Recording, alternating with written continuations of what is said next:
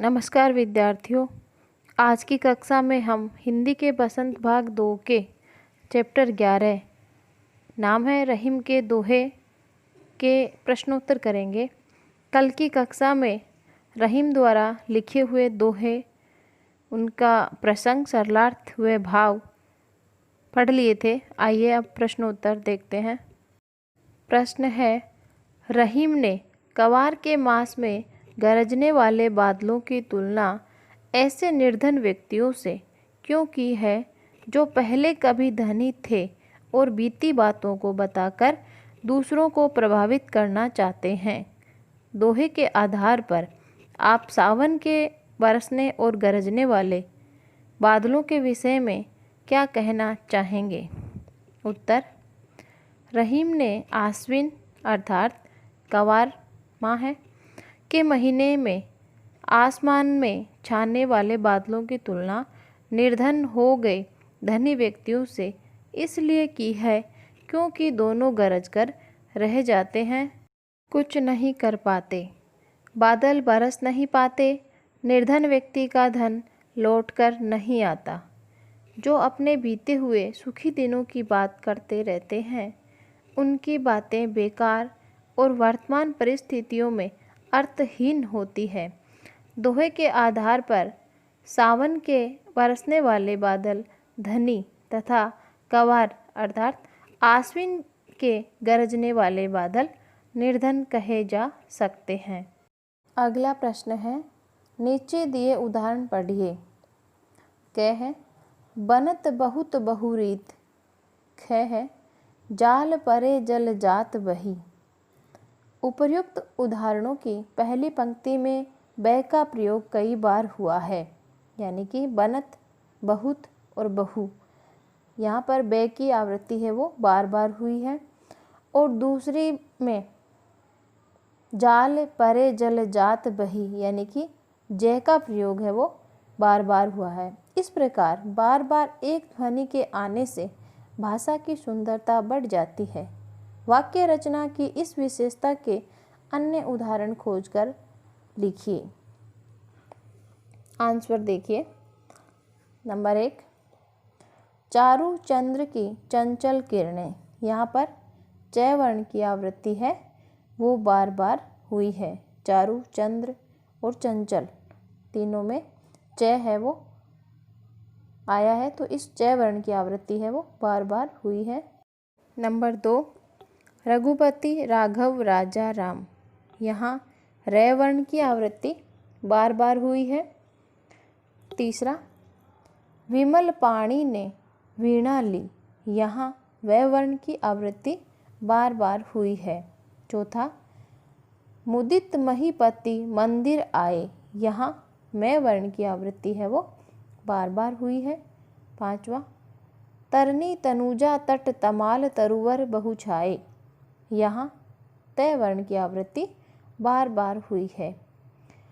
जहाँ एक ही वर्ण की आवृत्ति एक से अधिक बार की जाए वहाँ अनुप्रास अलंकार होता है।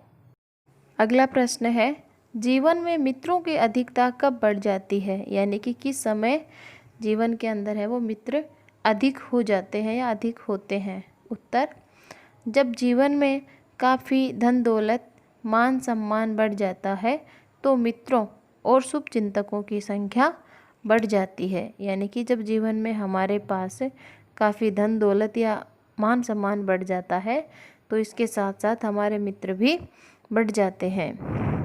अगला प्रश्न है, जल को मछलियों से कोई प्रेम नहीं होता, इसका क्या आशय है?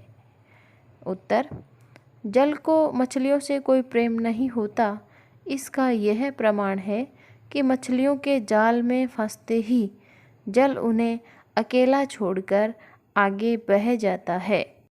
अगला प्रश्न है, सज्जन और विद्वान के संपत्ति संचय का क्या उद्देश्य होता है?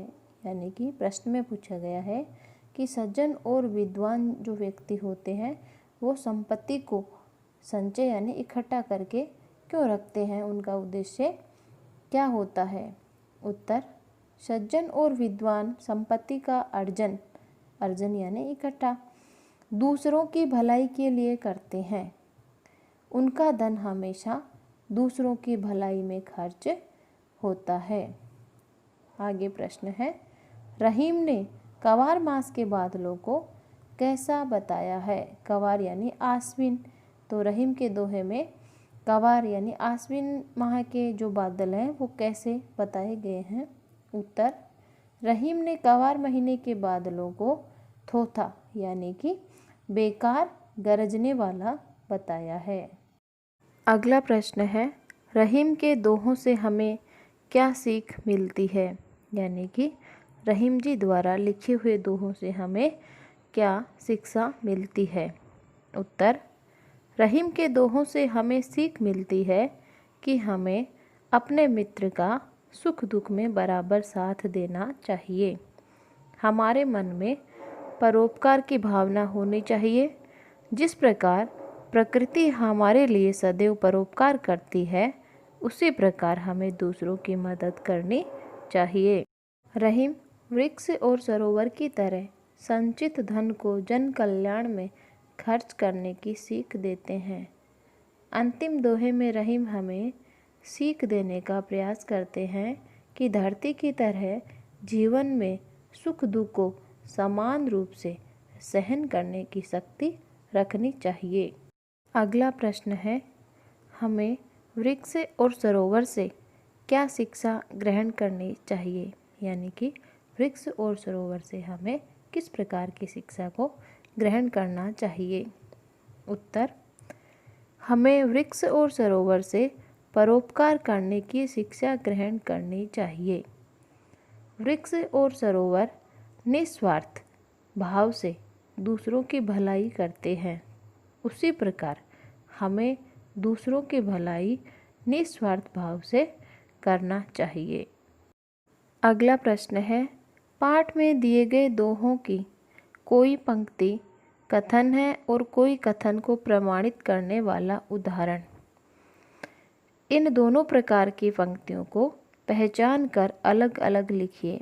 यानी कि पाठ के जो दोहे हैं उनमें कोई पंक्ति तो कथन है और कोई कथन को प्रमाणित करने वाला उदाहरण है। तो इन दोनों को हमें क्या करना है? पहचान कर अलग अलग लिखना है। उत्तर, दोहों में वर्णित निम्न पंक्ति कथन है। दोहा है, कही रहीमन संपत्ति सगे, बनते बहुत बहुरीत, विपत्ति कसोटी जे कसे, तेहि साचे मीत। यानी कि कठिन समय में जो मित्र हमारी सहायता करता है वही हमारा सच्चा मित्र होता है। आगे दोहा है, जाल परे जल जात बही, तजी मीनन को मोह, रहीमन मछरी नीर को, तऊन छाड़ती छोह। यानी कि मछली जल से अपार प्रेम करती है, इसलिए उससे बिछुड़ते ही अपने प्राण त्याग देती है। आगे दोहा है, तरुवर फल नहीं खात है, सरवर पियत न पान, कही रहीमन पर काज हित, संपत्ति संचही सुजान। अर्थ है, निस्वार्थ भावना से दूसरों का हित करना चाहिए। जैसे पेड़ अपने फल नहीं खाते, सरोवर अपना जल नहीं पीते और सज्जन धन संचय अपने लिए नहीं करते। आगे दोहा है, थोते बादल कवार के, जो रहीम गहरात, धनी पुरुष निर्धन बहे, करे पाछली बात। कई लोग गरीब होने पर भी दिखावे हेतु अपनी अमीरी की बातें करते रहते हैं। जैसे आश्विन के महीने में बादल केवल गहराते अर्थात गरजते हैं, बरसते नहीं। आगे दोहा है, धरती की सी रीत है, शीत धाम ओ में है, जैसी परे सो सही रहे, त्यों रहीम यह देह। अर्थात मनुष्य को सुख दुख समान रूप से सहने की शक्ति रखनी चाहिए। जैसे धरती सर्दी गर्मी व बरसात सभी मौसम में समान रहती है, वैसे ही मनुष्य को भी सुख दुख में कैसी भी परिस्थिति हो समान रहना चाहिए।